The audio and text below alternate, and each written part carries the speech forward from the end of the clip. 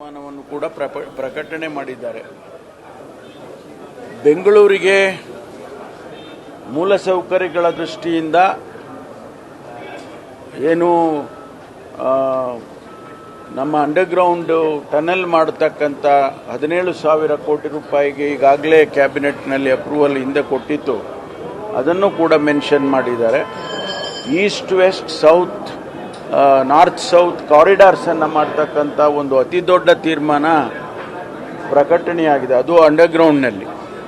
ಇದು ಭಾಳ ನಮಗೇನು ಇರ್ತಕ್ಕಂಥ ಸಂಚಾರಿ ಸಮಸ್ಯೆ ಇರ್ಬೋದು ಅಥವಾ ಇನ್ಫ್ರಾಸ್ಟ್ರಕ್ಚರಿನ ಸಮಸ್ಯೆ ಇರ್ತಕ್ಕಂಥದ್ದು, ಅದು ಭಾಳ ಒಂದು ಒಳ್ಳೆಯ ಉತ್ತಮವಾದಂಥ ಯೋಜನೆ ಪ್ರಕಟಣೆಯನ್ನು ಮಾಡಿದ್ದಾರೆ.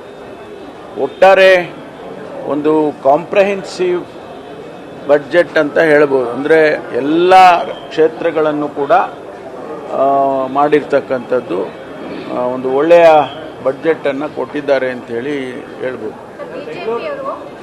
ಬೆಂಗಳೂರು ನಗರ ಪಾಲಿಕೆಗಳು ಅವರವರ ಆದಾಯದಲ್ಲೇ ಅಭಿವೃದ್ಧಿ ಕಾರ್ಯಗಳು ಕಾಮಗಾರಿಗಳನ್ನು ಕೈಗೊಳ್ಳಬೇಕು ಅಂತೇಳಿ ಹೇಳಿದ್ದಾರೆ. ಸರ್ಕಾರ ಸಹಕಾರ ಅಲ್ಲ, ಈಗಲೂ ಅದೇ ವ್ಯವಸ್ಥೆ ಇರ್ತಕ್ಕಂಥದ್ದು. ಈಗ ಅವರು ಅವರ ಸಂಪನ್ಮೂಲಗಳನ್ನು ಈಗ ಅವರು ಟ್ಯಾಕ್ಸಿನ ಮೂಲಕ ಅವರು ಸಂಗ್ರಹಣೆ ಮಾಡ್ತಾರೆ.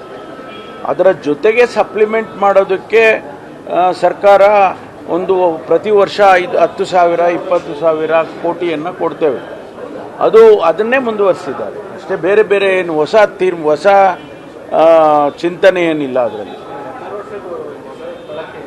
ಸಾಮಾಜಿಕ ಜಾಲತಾಣ ಈಗಾಗಲೇ ನಾನು ಹಿಂದೆನೂ ಕೂಡ ಹೇಳಿದ್ದೆ, 16 ವರ್ಷದ ವಯೋಮಿತಿಯ ಒಳಗಡೆ ಇರತಕ್ಕಂಥ ಶಾಲಾ ಕಾಲೇಜಿಗೆ ಹೋಗುವ ಮಕ್ಕಳಿಗೆ ಅವರಿಗೆ ಈ ಮೊಬೈಲ್ ಫೋನನ್ನು ಬಳಸಬಾರ್ದು ಅಂತಕ್ಕಂಥ ತೀರ್ಮಾನ ಬೇರೆ ಬೇರೆ ದೇಶದಲ್ಲೆಲ್ಲ ಆಗಿದೆ, ಅನೇಕ ರಾಜ್ಯಗಳಲ್ಲೂ ಕೂಡ ಆಗಿದೆ. ನಮ್ಮ ರಾಜ್ಯದಲ್ಲಿ ಮಾಡಬೇಕು ಅಂತೇಳಿ ನಾವು ಒಂದು ಚಿಂತನೆ ಮಾಡಿದ್ದು ಅಂತೇಳಿ ಅದನ್ನು ಕೂಡ ಇವತ್ತು ಪ್ರಕಟಣೆ ಮಾಡಿದ್ದಾರೆ. ಒಂದು ಒಳ್ಳೆಯ ಬೆಳವಣಿಗೆ ಅಂತ ಹೇಳಿ ನಾನು ಹೇಳೋದಕ್ಕೆ ಬಯಸ್ತೇನೆ. ಸಾಮಾಜಿಕ ಜಾಲತಾಣಗಳು ನಿಷೇಧ ಅಂತ ಮೊಬೈಲ್ ಅಂತ ಹೇಳಿಲ್ಲ ಸರ್, ಸಾಮಾಜಿಕ ಜಾಲತಾಣ ಅಂತ ಹೇಳಿದೆ. ಅದು ರಾಜ್ಯ ಸರ್ಕಾರದ ಅದು ನೋಡಿ, ಅದು ಇಂಟರ್ನೆಟ್ ನಾವು ಅದನ್ನು ಮಾಡ್ಕೊಳ್ಬೋದು. ಟೆಕ್ನಾಲಜಿ ನಮ್ಮ ರಾಜ್ಯಕ್ಕೆ ಸೀಮಿತವಾಗಿ ಮಾಡ್ಕೊಳ್ತಕ್ಕಂಥದ್ದನ್ನು ಮಾಡ್ಬೋದು.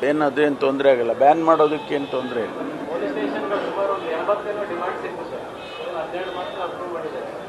ಅಲ್ಲ, ಇಮಿಡಿಯೇಟ್ ಆಗಿ ಮಾಡಿದ್ದಾರೆ, ಮುಂದಿನ ದಿನದಲ್ಲಿ ಮಾಡ್ಕೊಳ್ತೀವಿ, ಅದ್ರದ್ದೇನು ತೊಂದರೆ ಏನಿಲ್ಲ.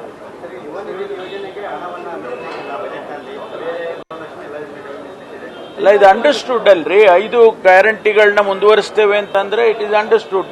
ಪ್ರತ್ಯೇಕವಾಗಿ ಏನು ಹೇಳಿಲ್ಲ. ಅದು ಅಂದರೆ ಅದು ಮೆನ್ಷನ್ ಮಾಡಿದ್ದಾರೆ ಅಷ್ಟೇ. ಯಾಕೆಂದರೆ ಮಹಿಳಾ ಇದು ಒಂದು ಗೊತ್ತಾಗ್ಲಿ ಎಲ್ಲರಿಗೂ ಅಂತ, ಆದ್ಯತೆ ಇದೆ ಅಂತ ಗೊತ್ತಾಗ್ಲಿ ಅಂತ. ಮೀಸಲೇ ಬಂದೇ ಬರಬೇಕಲ್ಲ. 5 ಗ್ಯಾರಂಟಿ ನಾವು ಇಂಪ್ಲಿಮೆಂಟ್ ಮಾಡ್ತೀವಿ ಅಂದ್ರೆ ಕೊಡಲೇಬೇಕಲ್ಲ. ಒಟ್ಟಾರೆ 52,000 ಕೋಟಿ ರೂಪಾಯಿ ಮೀಸಲಿಟ್ಟಿದ್ದಾರೆ ಅಂದರೆ ಅದು ಯುವನಿಧಿನೂ ಸೇರುತ್ತೆ.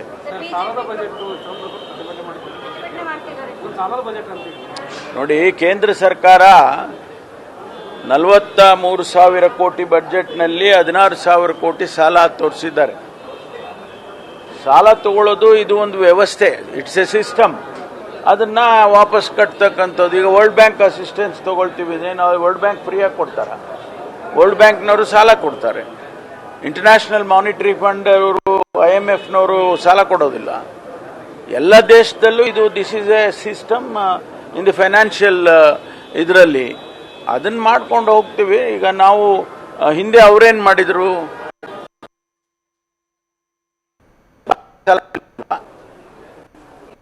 ಮಾತಾಡೋದಕ್ಕೆ ಎಲ್ಲರೂ ಮಾತಾಡ್ತಾರೆ, ಆದರೆ ಇದು ಒಂದು ವ್ಯವಸ್ಥೆಯಲ್ಲಿ ಇರ್ತಕ್ಕಂಥದ್ದು. ಅದನ್ನ ಲಿಮಿಟ್ ಮಾಡ್ಕೊಂಡಿದ್ದೀವಿ.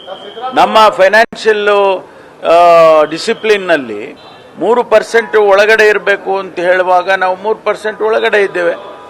25% ಒಳಗಡೆ ನೀವು ಸಾಲಗಳು ಮತ್ತೊಂದು ಮಾಡಬಾರ್ದು ಅಂತಿದ್ದವಾಗ 25% ಒಳಗಡೆ ಇದ್ದೇವೆ. ಕೇಂದ್ರ ಸರ್ಕಾರನೇ ದಾಟಿ ಹೋಗ್ಬಿಟ್ಟಿದ್ದಾರೆ. 3% ದಾಟಿದ್ದಾರೆ, 25% ದಾಟಿದ್ದಾರೆ. ಒಂದು ಕಡೆ ವಿಪಕ್ಷಗಳು ಈ ಬಜೆಟ್ ಅನ್ನ ತೀವ್ರವಾಗಿ ವಿರೋಧಿಸ್ತಾ ಇದ್ರೆ, ಮಗದೊಂದು ಕಡೆಯಲ್ಲಿ ರಾಜ್ಯದ ಸಚಿವರು ಹಾಗೂ ಕಾಂಗ್ರೆಸ್ನ ಶಾಸಕರು ಇದಕ್ಕೆ ಬಹುಪರಾಕ್ ಹೇಳ್ತಿದ್ದಾರೆ. ಅಂದರೆ ವಿಪಕ್ಷಗಳು ಯಾವ ಪಾಯಿಂಟ್ ಅನ್ನ ಮೆನ್ಷನ್ ಮಾಡಿದಾರೋ, ಅಂದರೆ ತಲಾ ಆದಾಯ ಪರ್ ಕ್ಯಾಪಿಟಾ ಇನ್ಕಮ್ ಅಷ್ಟಿಲ್ಲ, ಬಟ್ ಬಜೆಟ್ನಲ್ಲಿ ಜಾಸ್ತಿ ಇದೆ ಅಂತ ತೋರಿಸಿದ್ದಾರೆ. ಒಂದು ರೀತಿಯಾಗಿ ಬ್ಲ್ಯಾಕ್ ಮ್ಯಾಜಿಕ್ ಇದು ಅಂತ ವಿಪಕ್ಷಗಳು ಹರಿಹಾಯ್ದ್ರೆ, ಮಗದೊಂದು ಕಡೆಯಲ್ಲಿ ಅದನ್ನು ಸಮರ್ಥಿಸಿಕೊಳ್ಳುವಂಥ ಕೆಲಸವನ್ನು ಗೃಹ ಸಚಿವ ಡಾಕ್ಟರ್ ಜಿ ಪರಮೇಶ್ವರ್ ಮಾಡಿದ್ದಾರೆ.